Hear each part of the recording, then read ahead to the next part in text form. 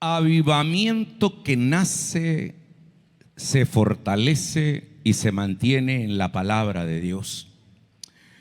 A lo largo de la historia han habido moveres de Dios que han creado verdaderos impactos en la vida de la iglesia.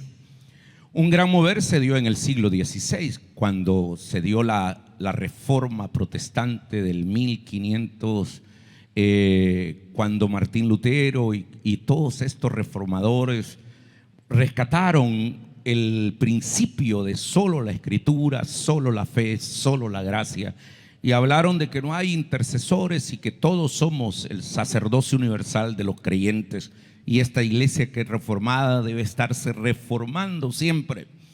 Pero no solo eso, hablan de avivamiento de los Wesleys del siglo XVIII. Ya muy cerca han habido moveres de Dios. Por ejemplo, hace 113 años, en la calle Azusa, en Los Ángeles, muy cerca del parque MacArthur Park, la gente se reunía con un pastor que se llamaba William Seymour, un hombre de color, y luego hubo una visita de Dios increíble, comprobado con milagros y un mover del Espíritu que se encendió por todos los Estados Unidos. Y pues han habido moveres en América Latina también. Se habla, América Latina, para que la sepan entender, es un pueblo casi era considerado como un bastión de la Iglesia Católica Romana. En este país se cree que los católicos tienen el 40% de la población católica del mundo, 43 dicen unos. Eso significa que hay pueblos tan católicos. Los más católicos romanos son, por decirte, Brasil y por supuesto México, como uno de los bastiones marianos que tiene nuestra América Latina. No obstante, ahora en el año 2024 el crecimiento numérico de las iglesias es impresionante. Yo he estado predicando en varias ciudades de México y he visto cómo hay avivamientos, por ejemplo, no publicitados. Les quiero hablar de uno de ellos, ahí nomás en Chiapas. Chiapas es el primer departamento que encontramos al nomás atravesarnos Guatemala.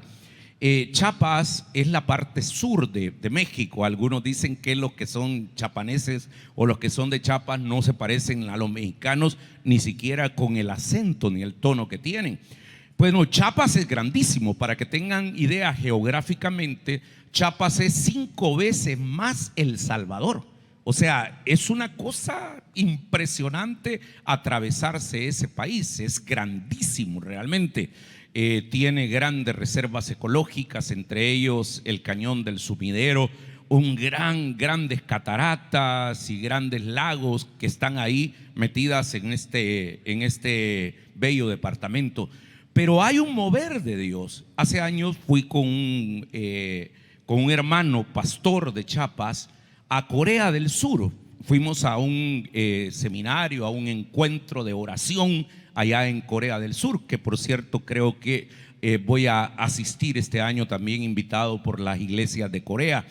El punto es que este hermano, íbamos hablando en todo el vuelo, se imaginan cuánto tiempo teníamos. Salimos desde el DF hasta el aeropuerto, bueno, salimos del aeropuerto internacional Benito Juárez hasta el aeropuerto internacional Incheon, así se llama, en Seúl. Entonces, más o menos el vuelo dura unas 15 horas. Entonces tuvimos tiempo para hablar, pero qué interesante fue hablar con este hermanito indígena de ahí de Chiapas. Y yo le pregunto, hermano, ¿y usted, toda la información que le pude sacar, ¿y usted es pastor ahí? Sí, me dice, ahí tenemos una iglesita, el Señor nos ha permitido poderle servir. ¿Y cómo se llama la iglesia? Ah, se llama tal. ¿Y cuántos miembros tiene? Pues nosotros no calculamos los miembros, me dice, pero tenemos aproximadamente 3.500 células. ¿Cuánto? Le dije, 3.500 células. Y me enseñó fotos, hermano. En los cultos habían como 10.000, 12.000 gentes, todos de Chiapas. y alaban al Señor de una manera interesante. Fue maravilloso. Yo me vine enamorado de esa iglesia y le dije, lo voy a visitar, y quería visitarlo porque me explicó todo, cómo era el mover de Dios, cómo hablan en lengua así autóctona de ellos, y cómo han logrado un avivamiento increíble. Es una iglesia que todos los días, oiga bien, antes de que el campesino se vaya a labrar la tierra, van a la iglesia a tener un culto de oración de las 5 a las 6 de la mañana. Y yo le digo, ay, si yo cito a los hermanos del TAI, vienen como los martes a las 5 de la mañana. ¿Cuántos vienen? 8, 9, 10. Entonces, pero ahí ¿cuántos van? Él me dijo, regularmente no son así grandes cultos, pero andan como entre 4,000 o 5,000 hermanos que van a orar todos los días a las 5 de la mañana. Dios mío, dije yo. Y claro, mi razonamiento fue, como viven en una tierra que no tiene mucha distracción, entonces se refugian en Dios. Pero hermanos, hay moveres de Dios increíbles. Y nosotros como iglesia amamos el mover de Dios. Hemos visto la mano de Dios actuando a favor de nosotros. Y hemos visto, hermanos, cómo en esta iglesia ha habido un derramamiento del Espíritu que llama a la conversión, que llama al arrepentimiento, aún en medio de las sombras y oscuridades y manchas de los que hemos tenido los seres humanos. Pero una cosa es innegable, y que Dios nos ha visitado de una manera maravillosa. En el TAI hemos visto milagros, señales, prodigios, hemos llenado estadios, hemos visto la mano de Dios moviéndose, porque aquí ha habido un pueblo que realmente ha tenido hambre y sed de Dios. Como dice el salmista, como el siervo brama por las corrientes de las aguas, así clama por ti, oh Dios, el alma mía. Mi alma tiene sed. Aquí ha habido moveres de Dios maravilloso, y hay una promesa que dice que la gloria postrera del TAI será mayor que la primera, dice el Señor. Aleluya. Y yo celebro eso. ¿Cuántos se alegran por eso, santos?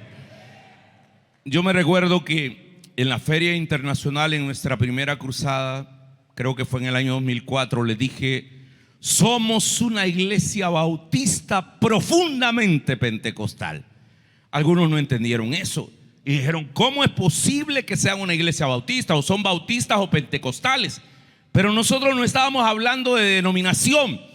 Cuando hablamos que somos una iglesia bautista, es porque tenemos principios basados en la palabra, estudiamos la palabra, creemos en la palabra.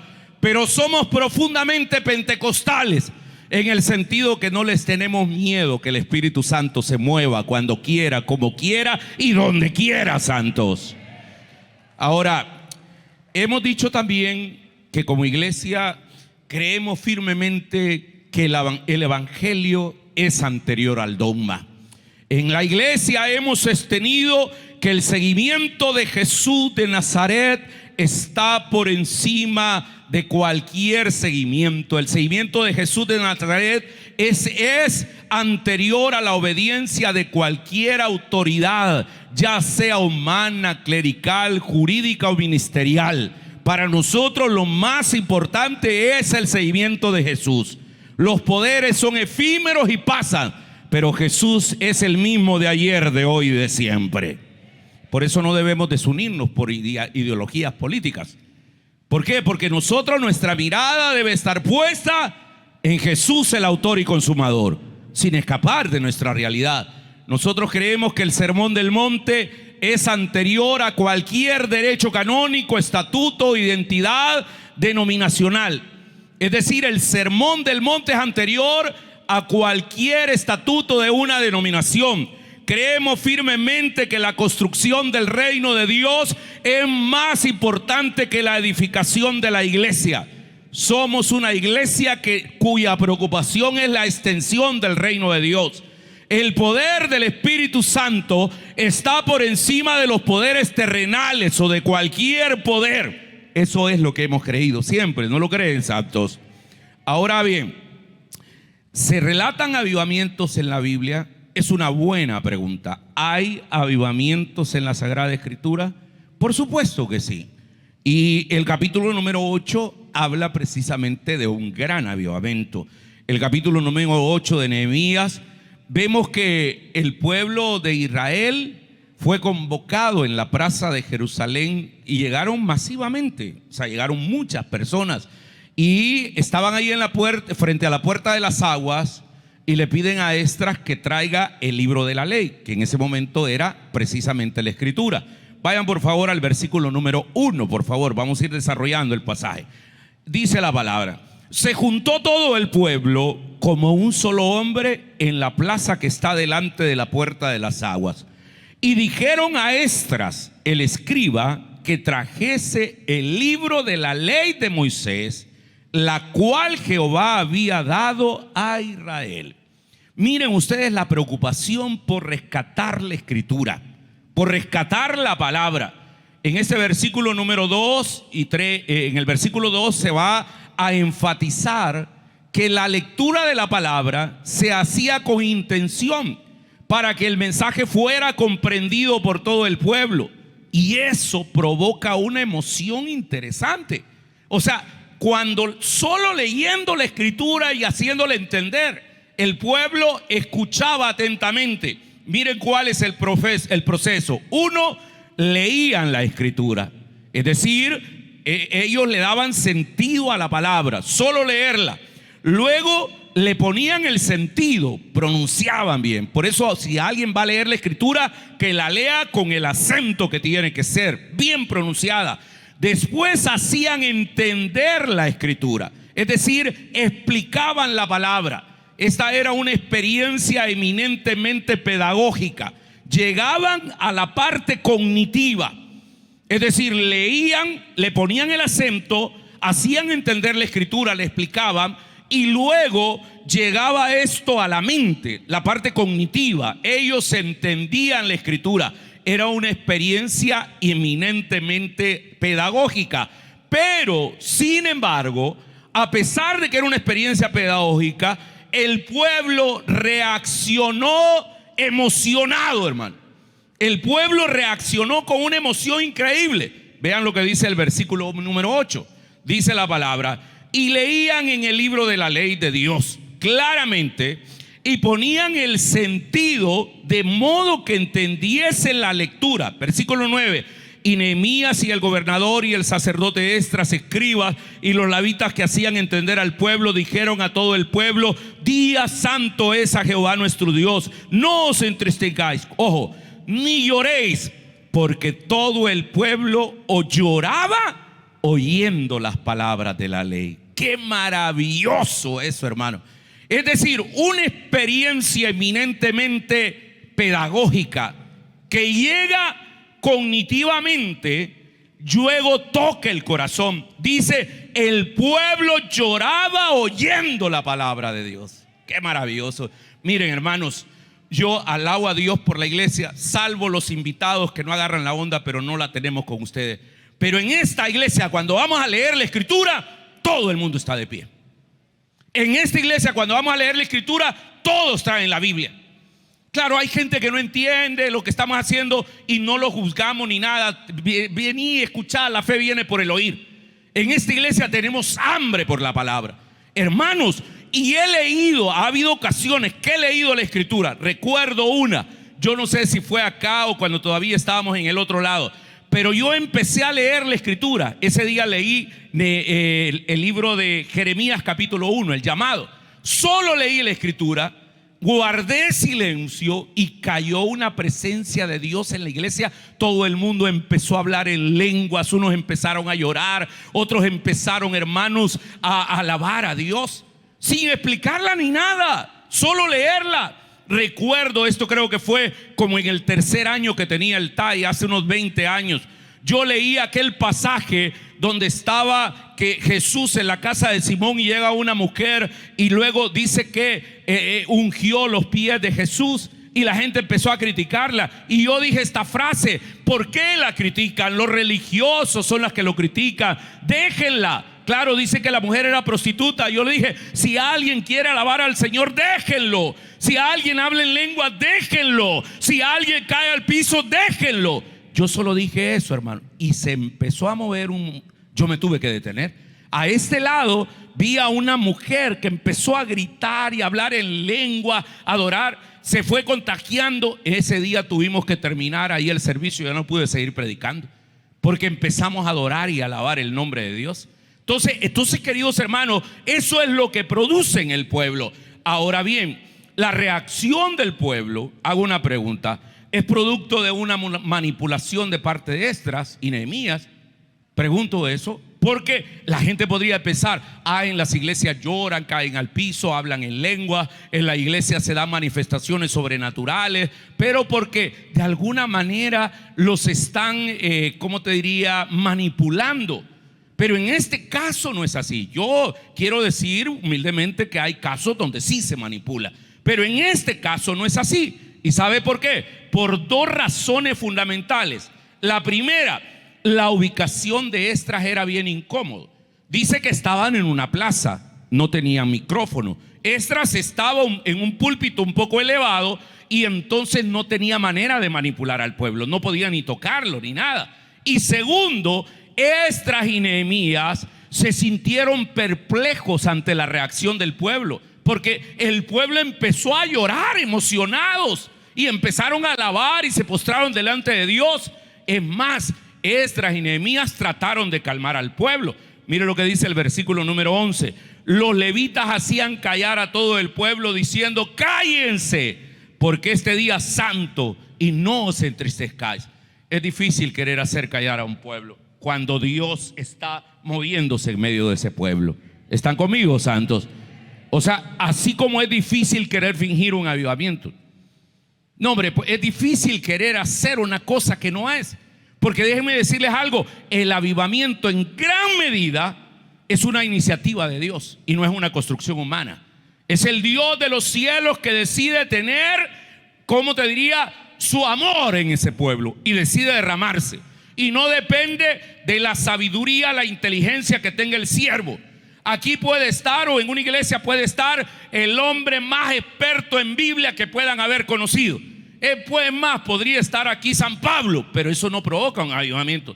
No lo provoca tampoco el grito, no lo provocan las plantas, la música, el teclado, no lo provoca cuán santo sea un hombre de Dios. Si no, David, entonces, ¿por qué vio un avivamiento?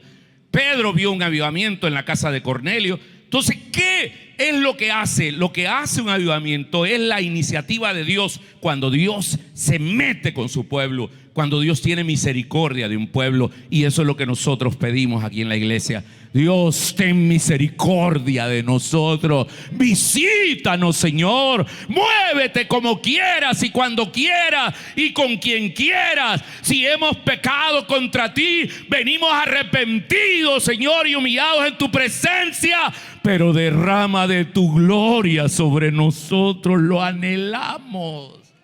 Lo anhelamos. Amén, santos. Ahora, pero como le dije, todo avivamiento genuino debe de nacer en la palabra de Dios. Si no, podría ser cualquier otra cosa, porque igual se pueden emocionar en un concierto. Aquí que, damas y caballeros, les vamos a presentar ahora el sol de México que viene a brillar con todo su esplendor y luminosidad en El Salvador. Y wow, bien. Y entonces cuando calienta el sol y la gente se emociona, pues, ¿me entiende? Y empieza a cantar, aunque no salude, aunque no diga nada. O damas y caballeros, les vamos a presentar a continuación el hombre que la poesía la hace canción, el inigualable guatemalteco Ricardo Arjona. Entonces, y la gente, o sea, eso producen los artistas. Lo puede producir un grupo de rock, lo puede producir, qué sé yo, un coach, un animador, alguien que venga y quiera mover a las masas. Lo puede producir un hombre, o sea, un político, por ejemplo. Alguien que se presente y que diga: él es la única alternativa, y se presente como el Mesías y el ungido, y la gente lo mira y se desmaya. ¡Ay! Entonces, o sea, ya no es Dios, pues. Nuestro Salvador ya no es Jesucristo, sino que es un hombre, independientemente de quién sea. O sea, así pensaron en otros tiempos. Por ejemplo, en Alemania llegaron a pensar que el Salvador era Hitler. Mussolini, Hitler y todo lo demás. La gente lo llegó a pensar de esa manera. ¿Por qué? Porque llegaban y tenían esa convicción. Pero en el caso de nosotros, para que tengan claro, el avivamiento no lo produce la emoción, la inteligencia, ni la personalidad, no lo produce el ambiente. El avivamiento genuino es el que nace de la inerrante, infalible y siempre viva palabra de Dios. Digan amén, pues, santos. Les vuelvo a repetir esto y respondan como respondió el pueblo. Les acabo de decir que un avivamiento genuino no es por la manipulación ni por el personaje. Puede estar San Pablo, San Pedro acá, puede estar Benijí, Claudio Fecio, Rodríguez, Cash y quien quiera. El avivamiento no surge por un hombre. El avivamiento genuino es el que surge de la inerrante, infalible y siempre viva palabra de Dios. Amén, amén, amén. Qué bueno que están convencidos de eso. Ahora, ¿cómo la palabra de Dios desata este avivamiento? Y eso es lo que vamos a ver ahora. Y yo creo que tiene como cuatro elementos, 4 etapas, 4 momentos en los cuales se va a producir este avivamiento. El primero es, hermanos, como el avivamiento nace de la palabra, lo primero que hay que hacer es leer las palabras y escucharlas. Capítulo 8, versículo 1. El primer paso, hermano, métanse esto en la cabeza.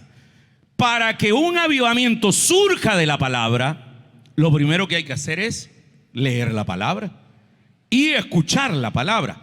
Veamos cómo se leía. Versículo número 1. Entonces todo el pueblo como un solo hombre se reunió en la plaza que está frente a la puerta de las aguas y pidió al maestro Esdras, al escriba Esdras, que trajeran el libro de la ley que el Señor le había dado a Israel, que el Señor le había dado a Moisés por medio de Moisés, que Dios le había dado a Israel por medio de Moisés. Estoy leyendo la NBI, pero dice aquí en la Reina Valera, le dijo que trajesen el libro de la ley de Moisés, la cual Jehová había dado a Israel. Versículo número 2. Así que el día primero del mes séptimo, el sacerdote Esdras llevó la ley y la asamblea que estaba a la puerta de hombres y mujeres, a la asamblea que estaba compuesta de hombres y mujeres y de todos los que podían comprender la lectura. Entonces leyó en presencia de todos ellos desde el alba hasta el mediodía, desde que estaba amaneciendo hasta el mediodía, unas 6 horas, en la plaza que está frente a la puerta de las aguas. Todo el pueblo estaba muy atento a la lectura del libro de la ley. Y Esdras, el escriba, se puso en pie sobre una plataforma de madera construida para esa ocasión. Pasemos al siguiente versículo, 5. Esdras, a quien la gente podía ver porque estaba en un lugar más alto, abrió el libro y todo el pueblo estuvo, ¿cómo estuvo? Atento. 6. Entonces Esdras bendijo al Señor, un gran Dios, y todo el pueblo levantó las manos y respondió amén y amén. Ahora, lo primero, hermanos, cuando se lee la palabra, cuando se escucha la palabra de Dios, conquista los oídos y la atención de la gente. Ese es el primer paso. La palabra tocó sus oídos y conquistó la atención del pueblo. Es decir, hermano, y yo no puedo detenerme en el contexto porque haría muy largo esta disertación, pero recuerden que en tiempo de Esdras y Nehemías, este libro, el libro de Nehemías, fue escrito después del cautiverio de Babilonia. Ahí no tenían el templo, ahí no leían la escritura, es más, se habían olvidado. Y eso es lo que pasa muchas veces, cuando se olvida la escritura, se van los avivamientos. Pero esto, la lectura de la escritura, tocó sus oídos. La pregunta, ¿quiénes estaban escuchando? Todos y cada uno de los que podían entender. Dice la escritura en el versículo número 2, delante de la congregación así de hombres como mujeres y todos los que podían entender. Es decir, todos los que podían tener razonamiento, como acá. Aquí hay una sala cuna donde están los niños que aguantan. Pero aquí todos los que tienen razonamiento estamos oyendo la palabra. ¿Están conmigo, santo? ¿Qué estaba escuchando el pueblo? Dice, se juntó todo el pueblo para escuchar el libro de la ley de Moisés, el cual Jehová le había dado a Israel. Aquí hay algo interesante en el versículo 1. Un lector rápido de la Biblia no se fija en eso, pero noten lo que dice al final. Se juntó todo el pueblo como un solo hombre en la plaza que está delante de la puerta de las aguas, y dijeron a Esdras que el escriba que trajese el libro de la ley de Moisés, la cual Jehová había dado a Israel. Ahí está la doble naturaleza de la Sagrada Escritura. Por un lado, se dice que es el libro de la ley de Moisés, es decir, el Pentateuco, porque Moisés es el redactor. Pero luego está la parte de la inspiración, la revelación, porque dice después, como dice el texto, el libro de la ley de Moisés, el cual, ¿qué dice? Jehová había dado al pueblo. Noten ustedes, ahí entonces aparece la pluma humana, la escritura de un hombre, Moisés, y aparece la revelación del texto. Por eso la palabra de Dios es única, santo, porque no hay ningún otro libro. Yo soy un lector, a mí me encanta leer los clásicos. A mí deben un libro de un buen escritor y yo me lo devoro, pero nunca se va a comparar con este libro santo que usted tiene en sus manos. Y no es santo en tanto como el Corán, que lo vamos a adorar, sino es santo porque el libro es Dios mismo, es Dios revelado. Es decir, Dios que se revela. ¿Están conmigo? Entonces hay la doble naturaleza de la escritura. Es decir, el hombre escribiendo revelado por Dios. Y saben ustedes una cosa, hay algo que se llama revelación progresiva. ¿Qué es la revelación progresiva? Que Dios puede seguir hablando con la misma intensidad que habló en la escritura. Su espíritu puede seguir hablando el día de hoy y los puede seguir hablando. Entonces hay que estar atento a las señales de los tiempos, a los signos de los tiempos. Otra pregunta, ¿cómo estaba escuchando el pueblo? Sin duda estaban escuchando con reverencia, con alabanza, con adoración. Eso lo deja entrever el texto que hoy hemos leído, porque dice el versículo 3: entonces leyó en presencia de todos ellos desde el amanecer hasta el mediodía, y todo el pueblo escucharon con atención, con reverencia. Entonces lo primero, hermano, para que tengamos un mover de Dios, lo primero hay que leer atentamente el libro de la ley. Por eso Josué le dijo a su pueblo: nunca se apartará de tu boca este libro de la ley, sino que de día y de noche meditarás en él, para que seas prosperado y para que te vaya bien en la vida. Lea la palabra, hermano. Yo obviamente, como vivo con mi mujer, ¿verdad? Entonces veo una de las cosas lindas que hay, que deberíamos de emular nosotros los hombres, en las mujeres, en algunas mujeres, que mandan un devocional en WhatsApp. Interesante. Y veo ahí a mi esposa con un montón de Biblias, versiones. Ahí tiene la del peregrino, Dios habla hoy. Ahí tiene, ¿cómo se llama? Está preparando y escribiendo en su libro. Y de repente me dice: no vayas a encender rápido la televisión y calmas a chuchas, porque yo voy ahora a grabar el devocional. Dele, mamá, con todo. Y de repente las chuchas latiendo, rascándola. Ahí salen en la grabación. Entonces el punto es, hermanos, que qué bonito. Y todos los días hacen eso. Todos los días se mandan un devocional. Yo les dije un día, porque me dijo: mira, fíjate que algunas mandan un devocional como que son tus homilías o tus cultos bien largos. Yo le dije: no, me pone una regla, que sea de 3 minutos a lo sumo. Entonces 5 minutos. Y así, porque estar escuchando un audio de 14, 15 minutos, no, por más fe que tenga, yo no lo oigo, hermano. Entonces, qué interesante es mandar un devocional. Miren, ¿saben qué? Deberíamos de hacer un grupo de WhatsApp todos, y yo grabar un devocional y mandárselos todos los días, como a las 4:30 o 5 de la mañana. Un devocional de 3 a 5 minutos, y que ustedes lo puedan oír al inicio del día. ¿No les parece una buena idea esa, hermano? ¿Verdad? Como palabra de ánimo y bien grabado, pues, con buena, con música en un estudio, etcétera. Pero claro, hay veces solo de intenciones, hay que hacerlo. Díganme por favor: pastor, el hombre es lo que hace y no lo que piensa. Díganmelo otra vez. ¿Y ustedes por qué piensan y no hacen muchas cosas? A mí me echan la culpa. Bueno, entonces leyendo y escuchando. Pero luego viene otro elemento. Venía la traducción de la escritura o la enseñanza. Vean ustedes lo que dice el versículo número 7, por favor. Dice: y los levitas, Yeshua, Bani, Serebías, ahí empiezan a mencionar todos esos, y vayan al final del versículo, hacían entender al pueblo la ley. Subraya esa parte, yo la tengo subrayada en mi Biblia. Hacían entender al pueblo la ley.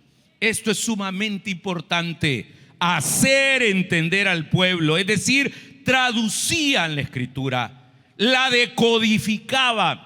Hay textos que hablan por sí solos, pero hay algunos textos que necesitan una explicación, que necesitan que se hable del contexto del texto, que necesitan que se hable en qué momento y con qué intención fue escrita. Entonces eso es lo que hacían los sacerdotes. Versículo número 8: y leían el libro de la ley de Dios claramente y ponían el sentido de modo que entendiese la lectura. O sea, que el pueblo pudiese entender lo que estaban escuchando. Versículo número 13: al día siguiente se reunieron las cabezas de la familia de todo el pueblo, sacerdotes y levitas, Esdras, el escriba, para entender las palabras de la ley. Aquí hay algo, hermano. Primero, la palabra conquistó sus oídos. Y segundo, la palabra conquistó su atención, conquistó su mente. La palabra alimenta la mente y el entendimiento, porque la fe viene por el oír la palabra. Es decir, hay dos momentos ahora ya. Primero, conquistó sus oídos. Y segundo, conquistó su mente, alimentó el entendimiento. La gente empezó a entender, esto es lo que quiere decir el texto, que es lo que hacemos aquí en la iglesia. Es decir, leemos la escritura, luego la explica el sacerdote de esta casa, y primero se escucha, conquista sus oídos, y después va a conquistar su mente. Cuando uno dice, hey, de plano esto así es, va, no, hombre, Dios me está hablando ahora, esta es la verdad, etcétera. Y luego después, queridos hermanos, en el versículo número 9, la palabra toca sus emociones, porque mire lo que pasa. Y Nehemías, versículo 9, gobernador, y el sacerdote Esdras, escribas y los levitas que hacían entender al pueblo, dijeron a todo el pueblo: día santo es a Jehová nuestro Dios. No os entristezcáis, no lloréis, porque todo el pueblo lloraba oyendo las palabras de la ley. Qué maravilloso, hermanos. Ahí se nota que la palabra es viva y eficaz. Ahí se nota que es más cortante de dos filos. Ahí se nota que está por encima de los mejores escritores. Aquí se queda abajo el Gabo García Márquez. Aquí se queda Kundera, García, Cervantes, Vargas Llosa, Isabel Allende. Aquí se queda Borges, porque la palabra es la palabra viva de Dios, que no regresa a él vacía. Entonces toca en primer lugar los oídos y atrae la atención, toca la mente y atrae el entendimiento, y luego va a tocar el corazón. Y al tocar el corazón, el pueblo de Dios va a reaccionar de diferente manera. Versículo número 10: luego le dijo: id y coman grosudas y beban vino dulce y enviad porciones a los que no tienen nada preparado, porque el día santo es a nuestro Señor. Y no os entristezcáis, porque el gozo de Jehová es vuestra fortaleza. Los levitas pues hacían callar a todo el pueblo, diciendo: callad, porque es día santo, y no nos entristezcáis. Y todo el pueblo se fue a comer y a beber y a obsequiar porciones y a gozarse en grande alegría, porque habían entendido las palabras que les habían enseñado. Es decir, hermanos, las palabras tocaron sus corazones y mueven sus emociones. Yo quisiera que hoy se vayan en ese versículo 12, el tallo, ustedes que están aquí, váyanse a comer y a beber, y vayan a obsequiar porciones y a gozarse en grande alegría. ¿Por qué van a ir a hacer eso? Porque han entendido las palabras que hoy les he enseñado. Entonces, queridos hermanos, gloria a Dios, la palabra toca sus corazones y mueve sus emociones. Primero la palabra toca sus oídos y mueve el entendimiento, mueve la atención. Segundo, la palabra toca la mente y mueve el entendimiento. Tercero, la palabra toca el corazón y mueve sus emociones. Así que, hermanos, cuando vengan a la iglesia, no se extrañen que alguien está llorando. No se extrañen que alguien cae en lengua, no habla en lengua. No se extrañen que alguien caiga al piso. Yo he visto manifestaciones del Espíritu, hermanos, en todos estos años, increíble. En Corea, por ejemplo, hoy voy para allá. Es una cosa increíble lo que produce.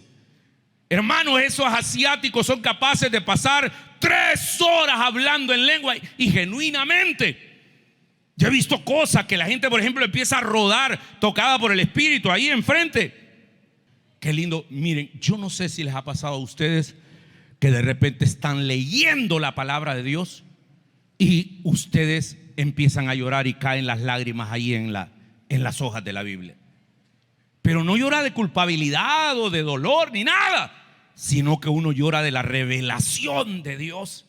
¿A cuántos de ustedes de repente en su cuarto han tenido niños chiquitos o nietos y han llegado y les han dicho: ¿qué les pasa, mamá, papá? Porque ustedes están llorando, pero están llorando por la palabra.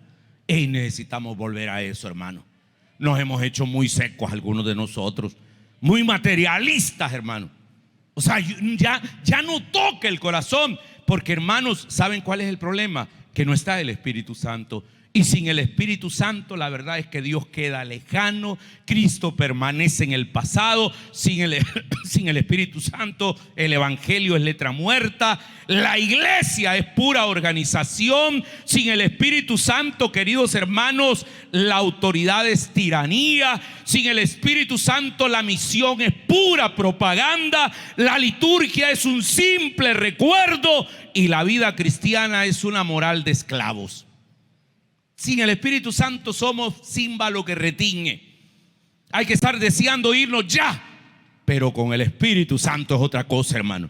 Cuando el Espíritu toca, el mundo resucita y crece con los dolores de parto del reino de Dios. Con el Espíritu Santo, Cristo resucitado realmente está hoy en medio de nosotros. Con el Espíritu Santo, el Evangelio tiene el poder de dar vida y de cambiar la vida del ser humano. La iglesia manifiesta la vida de la Trinidad. Con el Espíritu Santo, la autoridad es una sabiduría liberadora. Con el Espíritu Santo, la misión es un Pentecostés de todos los días. La liturgia es una fiesta de memoria y de anticipación de lo que tendremos en el cielo. Las obras de los hombres son divinas cuando el Espíritu Santo de Dios toca la vida del ser humano. ¡Aleluya!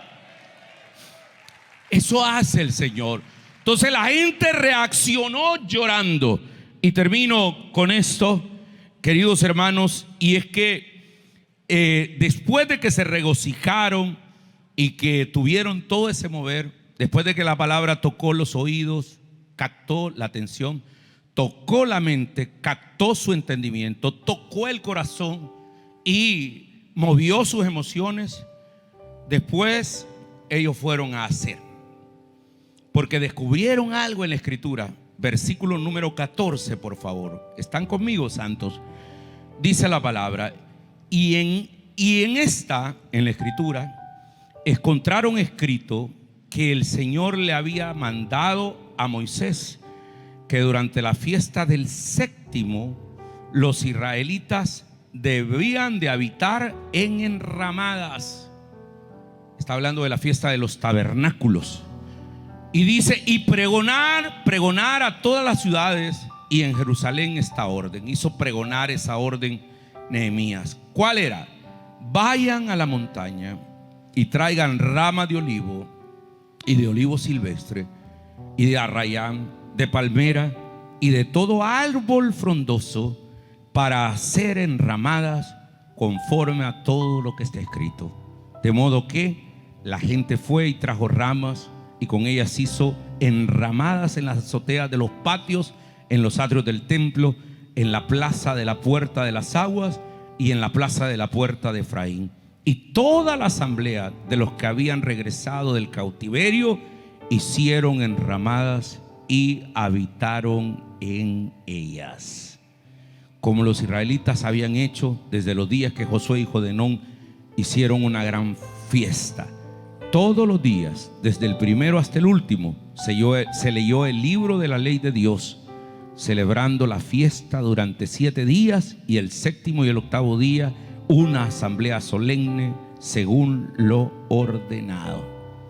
Es decir, el pueblo se volvió no solo oidor, entendedor de la palabra, no solo llorón, sino que ahora la palabra toca sus manos y genera obediencia. Tenían años de no celebrar la fiesta de los tabernáculos, y entonces encontraron eso en la ley de Moisés y dijeron: hagámoslo, esta es la fecha. Y se fueron a hacerlo. Queridos hermanos, ese es el avivamiento que nace de la palabra y que tiene esta lógica. Número 1, toca oídos, mente, corazón y manos. Digan conmigo: oídos, mente, corazón y manos. A ver, repítanlo solo ustedes. ¿Qué toca la palabra, santos? ¿Qué toca la palabra? Y muy bien, la palabra toca. Eso es lo que debe tocar en nosotros, entendiendo las manos como la acción, para no ser solo oidores, sino hacedores de la palabra. Y todos respondieron a la palabra, y el resultado obviamente se evidencia en el versículo número 12 y 17.